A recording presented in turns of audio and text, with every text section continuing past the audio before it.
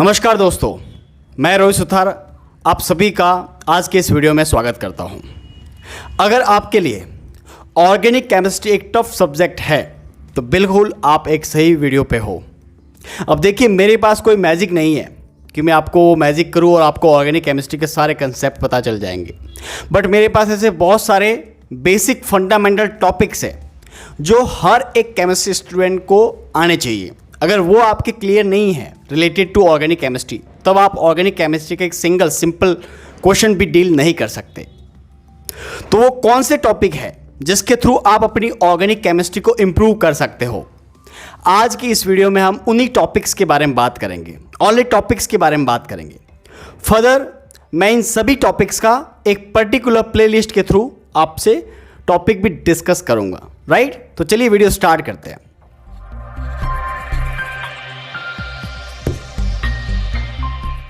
Alright, तो जब हम ऑर्गेनिक केमिस्ट्री के बारे में बात करते हैं तो एक अपने माइंड में आती है रिएक्शन। उस रिएक्शन में होता है रिएक्टेंट, वो आपस में रिएक्ट करते बनाते हैं प्रोडक्ट। अब देखो, जो ये प्रोडक्ट बना है वो किस पे डिपेंड करता है? उसकी रिएक्शन मैकेनिज्म पे। जो ये रिएक्शन मैकेनिज्म है वो किस पे डिपेंड करती है? तो वो 4 स्टेप पे डिपेंड करती है जो कि आपको आने चाहिए।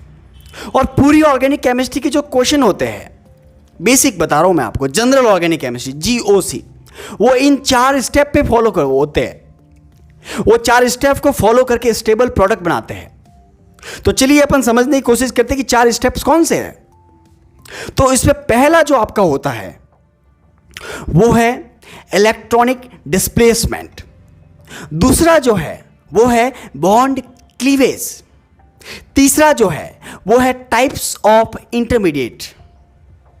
और जो चौथा है वो आपका है types of reaction mechanism, right? तो ये जो 4 है, इस पे हर एक रिएक्शन की रिएक्शन मैकेनिज्म डिपेंड करती है, राइट? तो इसमें जो पहला है उसके बारे में और थोड़ा अपन डिस्कस करते हैं। Electronic displacement. बेसिकली अगर बात करें तो इलेक्ट्रॉनिक डिस्प्लेसमेंट 2 टाइप का होता है। एक होता है टेम्परेरी, जबकि दूसरा होता है परमानेंट। परमानेंट भी फर्दर क्लासिफाइड होता है। अब किस बेसिस पे कैसे करें वो सारा अपन वीडियो में अच्छे से पूरा एक्सप्लेन करूंगा, बट अभी फटाफट आप टॉपिक्स के नाम देख लो। परमानेंट फर्दर 3 टाइप से क्लासिफाइड हो सकता है: इंडक्टिव, रेजोनेंस और hyper conjugation. Even inductive, resonance and hyper conjugation भी इलेक्ट्रॉन रिलीजिंग और इलेक्ट्रॉन विड्रॉविंग के बेसिस पर 2 टाइप से क्लासिफाइड तीनों हो सकते हैं। और उसको सिंबॉलिक फॉर्म में हम पढ़ते हैं plus I effect, minus I effect, plus H effect, minus H effect, plus are effect, minus are effect. ऐसे अपन उसको पढ़ते हैं। प्लस का मतलब वही हो गया ना, इलेक्ट्रॉन जब डोनेट करेगा, मतलब ऐसा ग्रुप जो इलेक्ट्रॉन रिलीज कर रहा है प्लस वाला हो गया, ऐसा ग्रुप जो इलेक्ट्रॉन खींच रहा है माइनस वाला हो गया। ऐसे करके अपन पढ़ेंगे। टेम्परेरी में अगर देखें तो इलेक्ट्रोमेरिक इफेक्ट पढ़ेंगे। इलेक्ट्रोमेरिक इफेक्ट भी इलेक्ट्रॉन देने, इलेक्ट्रॉन लेने, मींस इलेक्ट्रॉन रिलीजिंग और इलेक्ट्रॉन विड्रॉविंग के बेसिस पे 2 टाइप से अपन पढ़ेंगे, plus E effect and minus E effect. क्या इतना ही है क्या? नहीं, बहुत सारा है। बहुत सारा का मीन्स ये है कि जो इंडक्टिव प्लस आई और माइनस आई है, इसके एप्लीकेशन पार्ट जो है वहां से आपके क्वेश्चन आते हैं, और वो एप्लीकेशन पार्ट आपके एकदम क्लियर होने चाहिए। तो चलिए अपन देखते हैं कौन कौन से एप्लीकेशन पार्ट होते हैं। फर्स्ट अगर मैं बात करूं इंडक्टिव इफेक्ट का एप्लीकेशन, फर्स्ट अगर बात करूं तो वो आपका है स्टेबिलिटी ऑफ इंटरमीडिएट। कि जो कार्बोकैटायन है या कार्ब एनायन है, उसकी स्टेबिलिटी, कौन से फैक्टर उसको स्टेबिलिटी प्रोवाइड कर रहे हैं और कौन से फैक्टर उसको डिस्टेबलाइज कर रहे हैं, ये डिसीजन हम इंडक्टिव इफेक्ट के थ्रू डिसाइड कर सकते हैं। तो जब आप इंडक्टिव इफेक्ट पढ़ोगे तो आपका ये एप्लीकेशन पार्ट, इवन मैं पढ़ाऊंगा भी, आपका ये एप्लीकेशन पार्ट क्लियर हो जाएगा। और तब आप कार्बोकैटायन एंड कार्ब एनायन के इंक्रीजिंग और डिक्रीजिंग स्टेबिलिटी ऑर्डर को अरेंज करने में एबल हो जाओगे आप। और आपको ये पता ही होगा डेफिनेटली कि इसके क्वेश्चन आते हैं। सर कहाँ आते हैं? तो देखो, स्टेट के जो जितने भी एग्जाम होते हैं, आर सेट हो गया या महाराष्ट्र सेट हो गया, या जो ये फर्स्ट ग्रेड के एग्ज़ाम होते हैं, सेकेंड ग्रेड के एग्ज़ाम होते हैं जहाँ केमिस्ट्री पूछा जाता है। इवन मैं कहूँगा नीट के एग्ज़ाम जो इस बार हुआ था उसमें भी एक स्टेबिलिटी वाला इनडायरेक्ट क्वेश्चन आया था। इनडायरेक्ट का मतलब है उसमें एक एल्किल जो चैन थी वो शिफ्टिंग था, राइट। तो वो इनडायरेक्टली मतलब उसमें पूछा गया था, राइट। दूसरा एप्लीकेशन पार्ट के बारे में बात करें तो वो आपका है stability of carbonyl compound. Carbonyl compound की स्टेबिलिटी क्या है? जैसे एल्डिहाइड हो गया, कीटोन हो गया, कार्बोक्सिलिक एसिड हो गया, एस्टर हो गया, उनकी स्टेबिलिटी अपन इंडक्टिव इफेक्ट के थ्रू डिसाइड कर सकते हैं। अपन इंडक्टिव इफेक्ट के जो ग्रुप होंगे उस ग्रुप के बेसिस पे ये डिसाइड कर सकते हैं कि कौन सा दिए गए कीटोन्स में से, दिए गए एल्डिहाइड में से या कीटोन एल्डिहाइड कार्बोक्सिलिक एसिड में से मोस्ट स्टेबल होगा उसकी प्रॉपर्टी के बेसिस पे, राइट। तीसरा अगर हम बात करें application part of the inductive effect तो वो आपका है स्टेबिलिटी ऑफ एल्किल हैलाइड।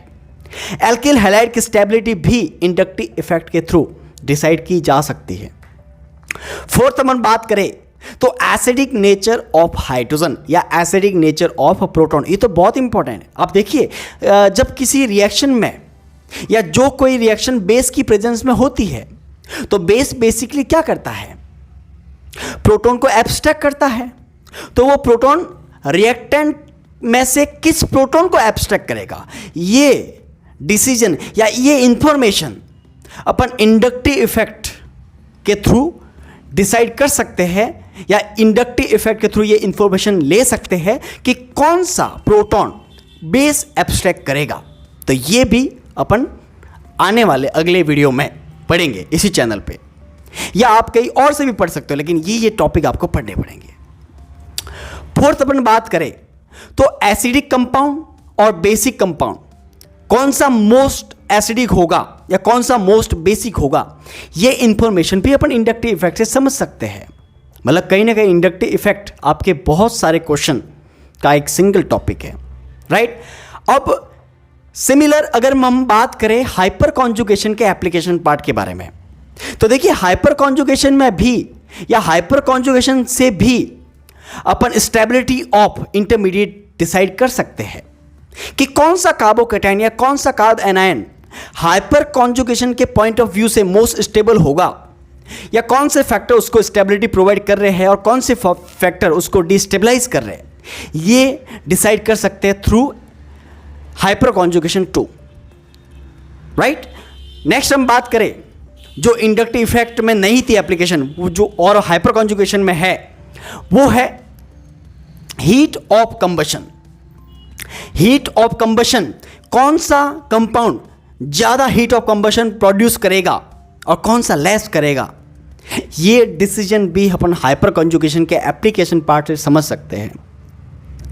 या हम बात करें थर्ड एप्लीकेशन पार्ट के बारे में तो वो आपका है हीट ऑफ हाइड्रोजनेशन, कि कौन से कंपाउंड के साथ में जब हाइड्रोजनेशन होगा तो किस में ज़्यादा हीट प्रोड्यूस होगी और किस में कम हीट प्रोड्यूस होगी। ये इंफॉर्मेशन भी अपन को हाइपर कॉन्जुगेशन के एप्लीकेशन पार्ट से समझ में आ सकती है। और हम बात करें तो इसके जो फिफ्थ एप्लीकेशन के बारे में बात करते हैं वो आपका है relative reactivity of substituted benzene ring, कि बेंजीन रिंग है उसका रिलेटिव रिएक्टिविटी को अपन किस फैक्टर से डिसाइड कर सकते हैं, तो वो आपका है हाइपर कॉन्जुगेशन। हाइपर कॉन्जुगेशन से आप उसकी रिएक्टिविटी भी आप डिसाइड कर सकते हो। इसके एक और अपन एप्लीकेशन के बारे में बात करें तो directive influence of CH3, CH3, NO2, fluorine, chlorine, right. तो अगर किसी बेंजीन रिंग पे ये अलग अलग ग्रुप अटैच है या एज अ सब्स्टिट्यूएंट है तो उसकी क्या डायरेक्टिव इन्फ्लुएंस होगा। डायरेक्टिव इन्फ्लुएंस का मतलब ऑर्थो, मेटा, पैरा, किस पे कौन सा रिएजेंट अटैक करेगा, न्यूक्लियोफाइल करेगा कहाँ, इलेक्ट्रोफाइल करेगा कहाँ, ये पोजीशन अपन डिसाइड कर सकते हैं through the hyper conjugation application part. तो आई होप आपको समझ में आ रहा होगा कि मैं एक्चुअल में इस वीडियो के माध्यम से आपको क्या बताना चाह रहा हूं। वो सारे टॉपिक मैं बता रहा हूं जो बेसिक टॉपिक है सॉरी, ये तो आपको आना ही चाहिए। इसके अलावा भी आप बहुत सारे टॉपिक है जिसके बारे में आप समझ सकते हो। अब हम नेक्स्ट बात करते हैं रेजोनेंस। तो देखो रेजोनेंस में भी या रेजोनेंस के थ्रू भी आप स्टेबिलिटी ऑफ इंटरमीडिएट को आप डिसाइड कर सकते हो कि कौन सा कार्बोकैटायन या कौन सा कार्ब एनायन स्टेबल है या स्टेबल नहीं है। नेक्स्ट हम बात करें तो बॉन्ड ऑर्डर। रेजोनेंस के थ्रू आप बॉन्ड ऑर्डर का एप्लीकेशन पार्ट भी कवर अप कर सकते हो। नेक्स्ट हम बात करें तो एरोमेटिसिटी। अब देखो एरोमेटिसिटी बहुत अच्छा टॉपिक है। इस एरोमेटिसिटी को भी आप रेजोनेंस के एप्लीकेशन पार्ट में समझ सकते हो। इसमें जैसे सर इफेक्ट आपका है, ऑर्थो इफेक्ट है, वो भी अपन समझेंगे इसी टॉपिक में, राइट। तो मतलब ऐसे बहुत सारे टॉपिक है जिसको पढ़ने के बाद में आपकी ऑर्गेनिक केमिस्ट्री कहीं ना कहीं इंप्रूव डेफिनेटली हो जाएगी, राइट। अब हम बात करें कि आपने सर एक तो बता दिया इलेक्ट्रॉनिक डिस्प्लेसमेंट, सेकंड बताइए। सेकंड मैंने बोला था बॉन्ड क्लीवेज। अब बॉन्ड क्लीवेज जो है इक्वल इलेक्ट्रॉन डिस्ट्रीब्यूशन के थ्रू हो रहा है या अनइक्वल इलेक्ट्रॉन डिस्ट्रीब्यूशन के थ्रू हो रहा है। कहने का मतलब है होमो हो रहा है समान समान या हेटेरो हो रहा है असमान। तो उसके बेसिस पे आपको अलग अलग वहां पे कंपाउंड मिलेंगे। कभी रेडिकल मिलेगा, कभी कार्बोकैटायन मिलेगा, कभी कार्ब एनायन मिलेगा, राइट। तो उसकी क्या स्टेबिलिटी है। वैसे अपन ने जैसे अगर बात करें तो इलेक्ट्रॉनिक डिस्प्लेसमेंट में जो अपन ने बात की इंडक्टिव, हाइपर कॉन्जुगेशन और रेजोनेंस में, तीनों में अपन बात की स्टेबिलिटी ऑफ इंटरमीडिएट, जो कि मैं थर्ड बता रहा हूं, राइट। तो स्टेबिलिटी ऑफ इंटरमीडिएट इंडिविजुअल भी पढ़ेंगे अपन, राइट। और अगर बात करें आपका बॉन्ड क्लीवेज तो उसमें भी कहीं ना कहीं आपका कार्बोकैटायन बनेगा, कार्ब एनायन बनेगा। रेडिकल जो है वो आपके लिए नई चीज होगी, राइट।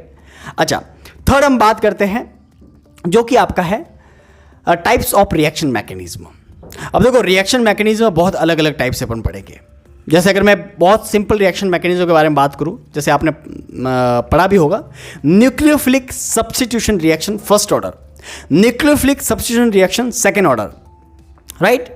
ARSN1, ARSN2, ऐसे आपने बहुत सारी रिएक्शन पढ़ी भी होगी, देखी भी होगी। तो वो सारी रिएक्शन, इंपॉर्टेंट रिएक्शन जो इस जनरल ऑर्गेनिक केमिस्ट्री के क्राइटेरिया में आती है, वो सारी रिएक्शन आपको पढ़ा दी जाएगी। नेम रिएक्शन के बारे में बात नहीं कर रहा हूं मैं। नेम रिएक्शन एक स्पेसिफिक रिएक्शन है। मैं बात करूं जनरल, जो नेम रिएक्शन का एक पार्ट ऑफ रिएक्शन हो सकती है, वो वाली रिएक्शन हम बात करेंगे। या मैं ये कहूं कि कभी कभी क्या होता है, जो कार्बोकैटायन बन गया लेकिन जो आने वाला न्यूक्लियोफाइल है ना, वो उस सेम पोजीशन जो कार्बोकैटायन बना है उस पर अटैक नहीं करके कोई और पोजीशन पे करता है। कहने का मतलब यह है कि रीअरेंजमेंट ऑफ कार्बोकैटायन, इस टॉपिक को भी अपन अच्छे से पढ़ेंगे कि रीअरेंजमेंट क्यों होता है आखिर में, राइट। हाइड्रोजन शिफ्ट क्यों होता है, कोई मिथाइल ग्रुप है, इथाइल ग्रुप है या कोई कार्बन चेन है, वो शिफ्ट क्यों होती है, क्या जरूरत है उसको शिफ्ट होने की।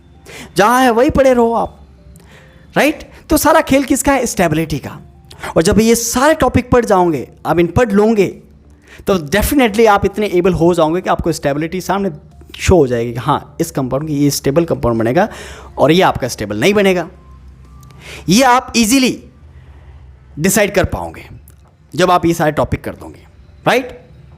इसके अलावा ऐसे कौन कौन से टॉपिक है जो एग्जाम में पूछे जाते हैं।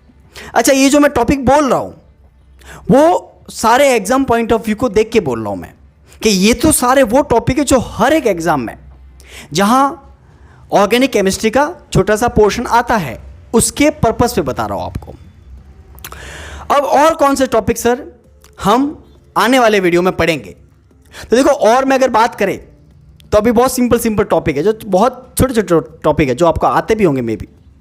जैसे अपन फॉर्मल चार्ज पढ़ेंगे, फाजान्स रूल क्या है वो पढ़ेंगे अपन, क्या होता है ऑक्सीडेशन स्टेट और क्या होता है ऑक्सीडेशन नंबर, इसके बारे में पढ़ेंगे। क्या होती है सॉल्युबिलिटी, इसके बारे में पढ़ेंगे, क्या होता है सॉल्वेंट, इसके बारे में पढ़ेंगे। क्या होते हैं रिएजेंट, कौन बनाता है न्यूक्लियोफाइल, कौन बनाता है इलेक्ट्रोफाइल, ये सारा अपन पढ़ेंगे, राइट। और तो क्या रह गया, और अगर टॉपिक रह गए हो तो आप मुझे ज़रूर एक बार कमेंट बॉक्स में ज़रूर टाइप कीजिएगा, सर ये टॉपिक आप भूल गए, राइट। तो आई होप ये जो टॉपिक है ये वो सारे टॉपिक है जिसको आप अगर अच्छे से कवर कर लो तो आपकी ऑर्गेनिक केमिस्ट्री डेफिनेटली इम्प्रूव हो सकती है। और मैं पूरी कोशिश करूँगा कि आने वाले वीडियो में ये सारे टॉपिक मैं डे बाय डे कंप्लीट करूँ, राइट। और एक और मैं बात बता दूँ कि जो इसके बाद में जो वीडियो बनाऊँगा वो मैं इस टॉपिक पे बनाऊँगा कि ऑर्गेनिक केमिस्ट्री का ओरिजिन क्या है, या ओल्ड कंसेप्ट क्या है, या इस ऑर्गेनिक केमिस्ट्री की हिस्ट्री क्या है, उसके बारे में हम बात करेंगे कि कौन से साइंटिस्ट ने पहला ऑर्गेनिक कंपाउंड कैसे डिस्कवर किया, किस टेक्निक का यूज करके किया, राइट। तो ये सारे जो बातें मैंने बोली, ये जो सारे टॉपिक बोले, वो आप टॉपिक मैं भी पढ़ाने वाला हूं, या आप अपने स्तर पे भी ये टॉपिक कवर अप कर सकते हो अगर आपकी ऑर्गेनिक केमिस्ट्री वीक है तो। आई होप ये जानकारी आपको बहुत अच्छी लगी होगी, राइट। सो अगर आपको ये जानकारी अच्छी लगी है सो चैनल को सब्सक्राइब, लाइक और अपने दोस्तों में शेयर करना बिल्कुल मत भूलिएगा। मिलते हैं अगले वीडियो में, तब तक के लिए जय हिंद।